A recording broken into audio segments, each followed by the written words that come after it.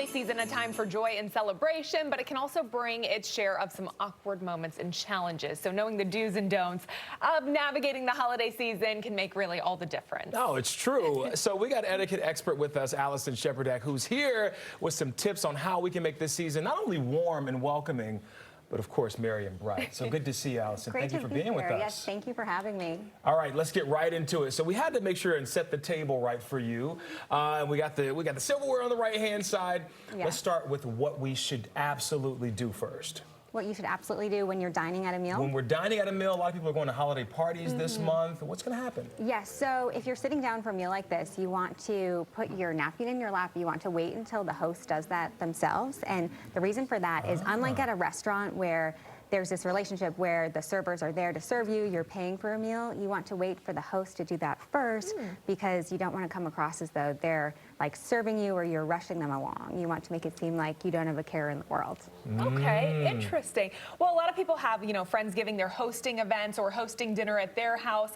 What happens, I'm kind of going to give you like a what happens scenario here. What happens if, somebody brings a dish to your party and what if, what do you do in that situation? But also for like people like myself, I have certain allergies that, I don't know if maybe the host is aware of that and there's certain requirements that I need. What would you say in those two different scenarios? Yes, so to answer your question about if you have some dietary restrictions or allergies, you want to let the host know, even if they don't ask you when you accept the invitation. Okay. So you should say something like, thank you so much for the kind invitation. I can't wait to join you. I do want to let you know that I'm allergic to shellfish or whatever it is. And then offer to bring something that would accommodate your needs if that would be too cumbersome for the host. And 9 times out of 10, I think the host will accommodate the guests, but you want to make sure that conversation is had initially so that you don't arrive at the meal and the only thing that's being offered is something that you can't eat.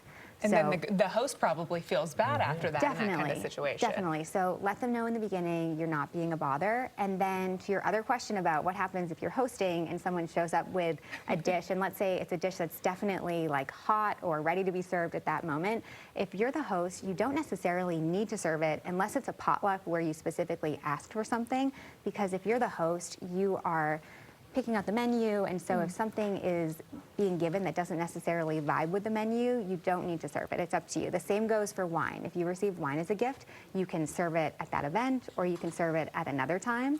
And what I would say is you don't want to be giving away something that someone brings, and you don't want to be sending it home with them. So it's a gift and you should receive it graciously, but you don't necessarily need to change your whole menu around just because people bring things that are unexpected. I love that. I love that. Let's stick with alcohol for a second. People are going to get boozy over the next couple of weeks at holiday parties. Yes. How much should you drink at a holiday party? So it's hard to say exactly because Right, tolerances are different, but should you have a glass of wine and then kind of leave it there? Does the host look at you a different type of way, or does your boss maybe look at you like, that's kind of weird?